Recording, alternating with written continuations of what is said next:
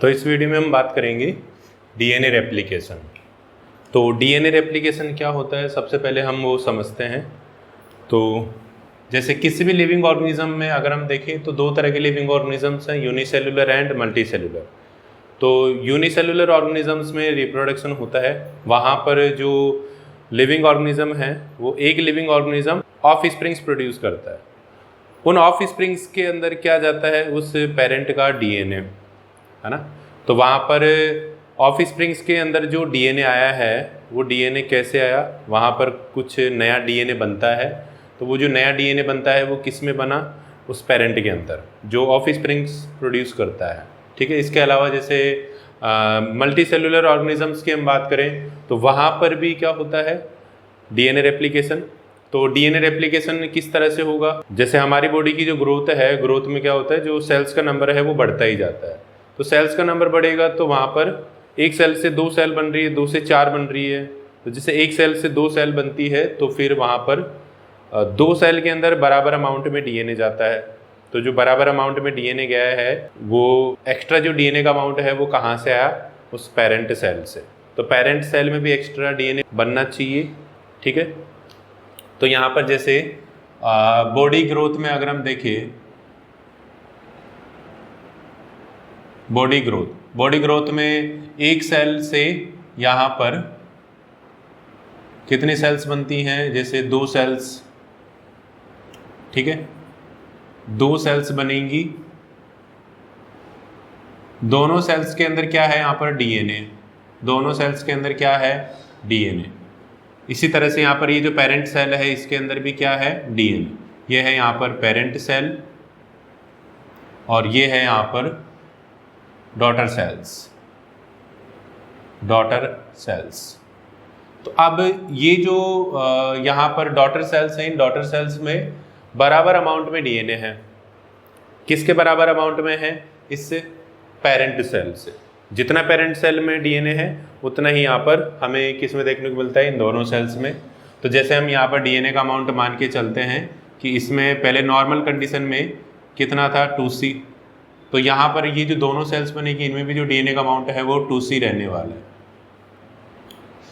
तो अब आगे ये जो 2C डीएनए है, टोटल अगर हम दोनों का कैलकुलेट करें तो टोटल कितना हो जाएगा, 4C, है ना। पर इसके पास तो 2C डीएनए ही है, तो ये 4C डीएनए कहाँ से आया, यानी 2C जो डीएनए एक्स्ट्रा है वो कहाँ से आया, है ना।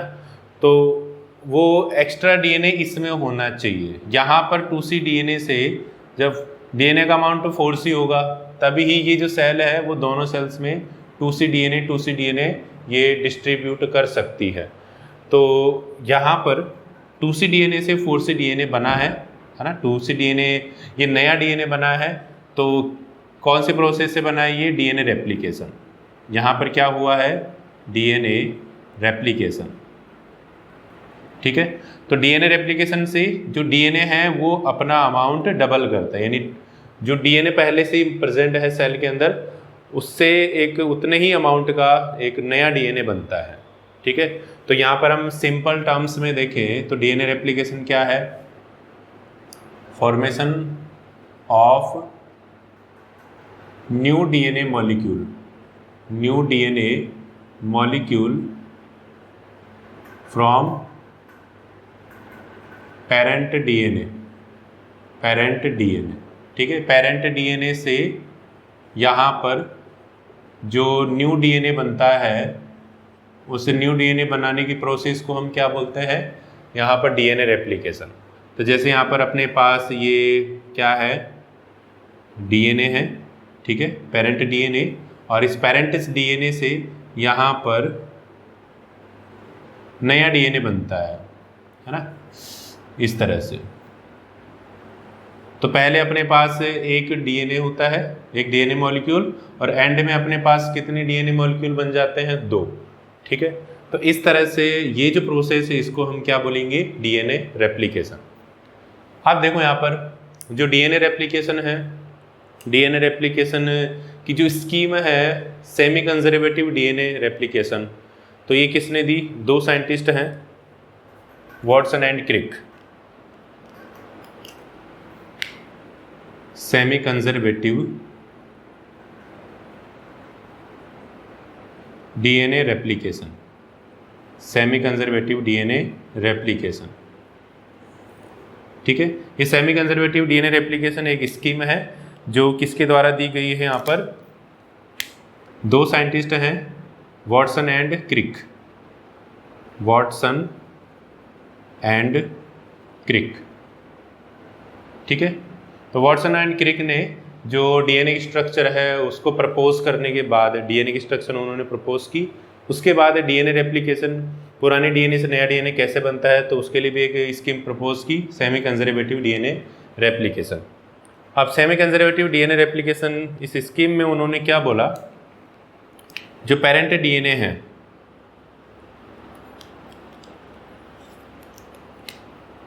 ये अपने पास क्या है, एक पेरेंट डीएनए। ठीक है, उन्होंने क्या बोला, जो पेरेंट डीएनए मॉलिक्यूल है वो डीएनए रेप्लिकेशन के दौरान अनवाइंड होता है, ओपन होता है, और ओपन होने के बाद फिर आगे वो क्या बनाता है, दो डीएनए मॉलिक्यूल्स, है ना। तो जैसे यहाँ पर ये ओपन होगा और इसके ओपन होने से दोनों जो स्ट्रैंड्स हैं वो अलग हो जाएंगे। इस तरह से ये हमने दोनों स्ट्रैंड्स अलग कर लिए। ठीक है, ये दोनों डीएनए स्ट्रैंड्स अलग हो जाते हैं। फिर उसके बाद डीएनए रेप्लिकेशन होता है। तो डीएनए रेप्लिकेशन में यहाँ पर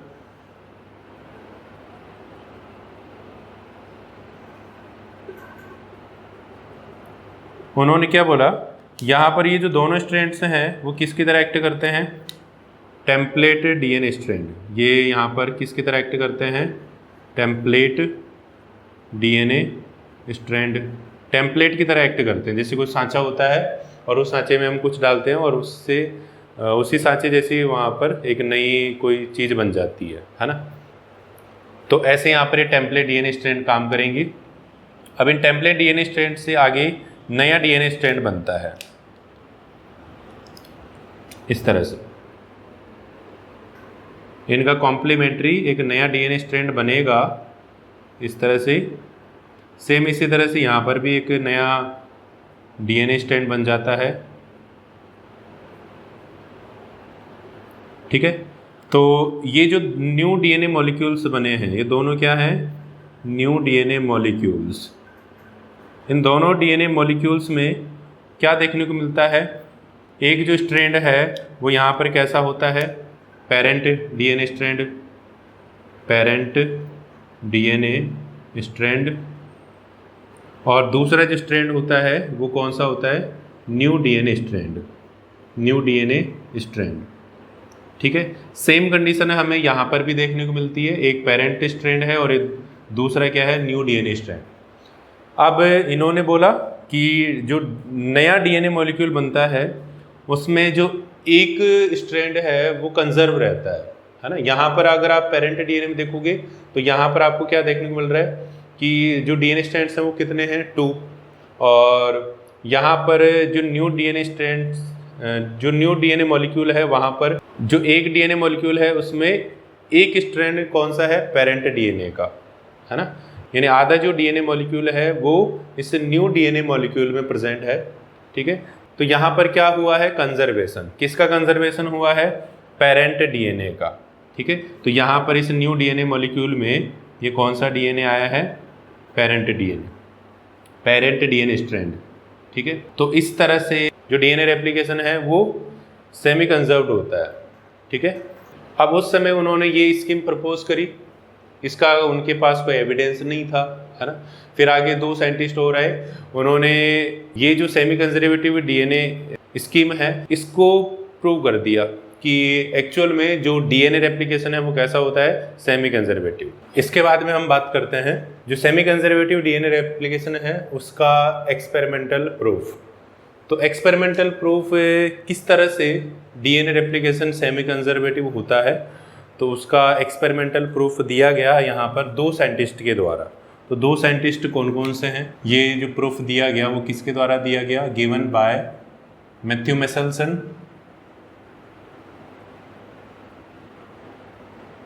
Matthew Meselson and Franklin stall, and Franklin stall. ठीक है, तो 2 साइंटिस्ट के द्वारा यहाँ पर एक्सपेरिमेंटल प्रूफ दिया गया किसका, सेमी कंजर्वेटिव डीएनए रेप्लिकेशन। तो अब इन्होंने क्या किया, यहाँ पर इकोलाई बैक्टीरिया लिए, है ना, इस कल्चर प्लेट में, इस तरह से कल्चर प्लेट में इन्होंने कौन से बैक्टीरिया लिए, इकोलाई बैक्टीरिया। इकोलाई बैक्टीरिया, ये जो इकोलाई बैक्टीरिया है इनकी ग्रोथ करवाई इन्होंने, और ग्रोथ के लिए इन्होंने यहाँ पर सब्सटेंस ऐड किया। इसमें कौन सा सब्सटेंस ऐड किया, NH4Cl, NH4Cl, ठीक है, अमोनियम क्लोराइड। अब ये जो NH4Cl है, यहाँ पर जो नाइट्रोजन है, नाइट्रोजन का इन्होंने कौन सा आइसोटोप लिया, N15। यहाँ पर नाइट्रोजन का जो आइसोटोप है वो इन्होंने कौन सा लिया, N15। ठीक है, अब देखो नाइट्रोजन के 2 आइसोटोप्स होते हैं, एक होता है N15 और एक होता है N14। यहाँ पर जो N15 है, N15 क्या है, heavy isotope, heavy isotope of nitrogen, और जो N14 है वो क्या है, लाइट आइसोटोप। ठीक है, तो इस तरह से 2 आइसोटोप्स होते हैं, N14 एंड N15, एक होता है हैवी और दूसरा यहाँ पर लाइट। तो सबसे पहले इन्होंने इकोलाई बैक्टीरिया को जब ग्रोथ करवाई तो उसमें जो N15 नाइट्रोजन है वो इसमें ऐड किया। ठीक है, अब ये कई जनरेशन तक इन्होंने इसको ग्रो करवाया, और फिर इससे क्या हुआ, यहाँ पर इन इकोलाई बैक्टीरिया ने नाइट्रोजन कौन सा यूज़ किया अपनी बॉडी या अपनी सेल को बनाने के लिए, या सेल में जो भी सब्सटेंस उसको बनाने के लिए कौन सा नाइट्रोजन यूज़ किया जो इनको मिल रहा है, और कौन सा नाइट्रोजन मिल रहा है इनको, N15। ठीक है, तो अब ये जो N15 है ये इसके जो सब्सटेंसेज है जिसमें भी नाइट्रोजन है उसमें ये इनकॉर्पोरेट हो गया। तो इसी तरह से डीएनए में भी जो है नाइट्रोजनस बेस है वहाँ पर नाइट्रोजन होता है, तो उस डीएनए में भी यहाँ पर ये जो नाइट्रोजन है वो ऐड हो गया। ठीक है, दोनों जो डीएनए के दोनों स्ट्रैंड्स हैं वहाँ पर N15 ऐड हो गया। ठीक है, तो अब इसका जो डीएनए है उसको जब चेक किया गया इन इकोलाई का, तो यहाँ पर डीएनए को एक्सट्रैक्ट किया गया, और इस डीएनए का आगे क्या किया गया, सेंट्रीफ्यूगेशन। सेंट्रीफ्यूगेशन, और सेंट्रीफ्यूगेशन जब किया गया तो यहाँ पर इस तरह से हमें कौन सा बैंड देखने को मिला, इस तरह से नीचे की तरफ, सबसे नीचे की तरफ हमें ये बैंड नज़र आया। ठीक है, इसमें यहाँ पर जो डीएनए के दोनों स्ट्रैंड्स थे वो कौन से थे, N15 N15। ठीक है, इसके बाद अब इन्होंने क्या किया, ये जो बैक्टीरिया है E coli bacteria, in E coli bacteria में अब यहाँ पर N14 ऐड किया, कल्चर करवाया। ठीक है, और इस कल्चर में अब इन्होंने क्या ऐड किया, NH4Cl, और यहाँ पर जो नाइट्रोजन है, नाइट्रोजन का सोर्स कौन सा है, यहाँ पर नाइट्रोजन का सोर्स क्या है, N14। ठीक है, अब इन्हीं इकोलाई बैक्टीरिया को इन्होंने किस में ग्रो करवाया, N14 नाइट्रोजन में। ठीक है, अब ये जो N14 नाइट्रोजन है ये इनके डीएनए में इनकॉर्पोरेट होगा, और ये यहाँ पर कितने मिनट तक करवाया गया, 20 मिनट तक, है ना, 20 मिनट्स। ठीक है, अब 20 मिनट तक ये ग्रो इसको किया गया। अब 20 मिनट में जो इकोलाई है वो डिवाइड कर जाता है, नई सेल्स बन जाती हैं, एक सेल से 2 सेल बन जाती है। इसका मतलब जो डीएनए है वो भी 20 मिनट में रेप्लिकेट कर जाता है पूरा। ठीक है, तो अब ये जो इकोलाई है इनका 20 मिनट बाद क्या निकाला गया, डीएनए, और उस डीएनए का क्या किया गया, सेंट्रीफ्यूगेशन। सेंट्रीफ्यूगेशन के बाद जब देखा तो यहाँ पर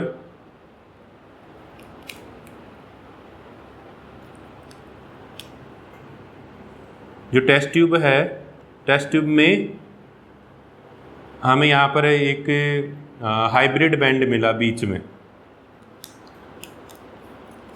यहाँ पर एक हाइब्रिड बैंड मिला। ठीक है, ये जो बैंड है इसमें कौन कौन सा डीएनए प्रेजेंट था?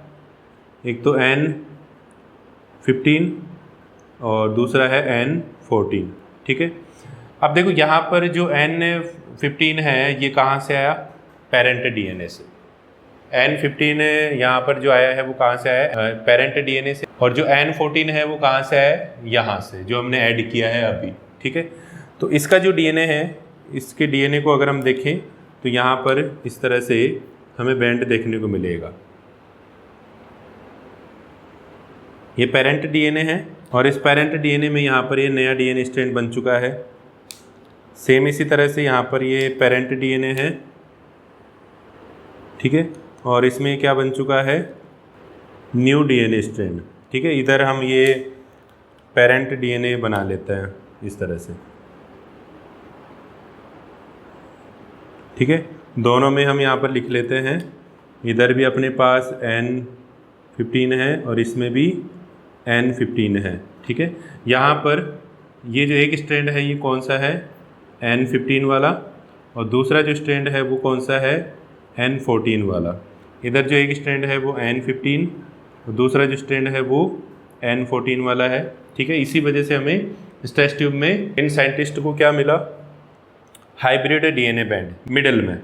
अब देखो यहाँ पर सेंट्रीफ्यूगेशन के लिए इन्होंने जो सब्सटेंस इस्तेमाल किया वो कौन सा सब्सटेंस इन्होंने इस्तेमाल किया? सीजियम क्लोराइड, है ना, CaCl।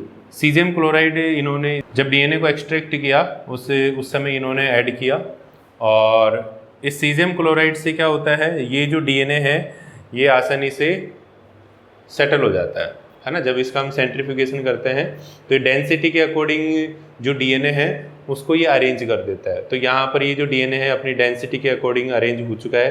देखो पहले डेंसिटी ज़्यादा थी तो डीएनए नीचे की तरफ था टेस्ट ट्यूब में, अब डेंसिटी यहाँ पर कम हो चुकी है क्योंकि N14 डीएनए आ चुका है, तो इसलिए जो डीएनए है वो थोड़ा ऊपर आ गया, ठीक है भाई, हल्का हो गया तो ऊपर आ गया उस मीडियम में। इसके बाद आगे इसको ग्रो किया गया 40 मिनट तक, ठीक है। और इसमें इन्होंने कौन सा नाइट्रोजन सोर्स रखा? N14 NH4Cl, और यहाँ पर जो नाइट्रोजन है वो कौन सा रखा इन्होंने? N14, ठीक है।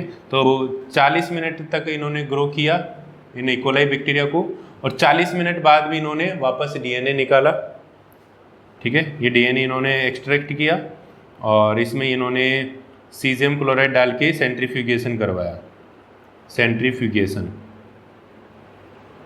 ठीक है। इन्होंने क्या ऐड किया? सीजियम क्लोराइड, है ना। अब जब सेंट्रीफ्यूगेशन इन्होंने किया तो इनको यहाँ पर अलग अलग बैंड से मिले, है ना।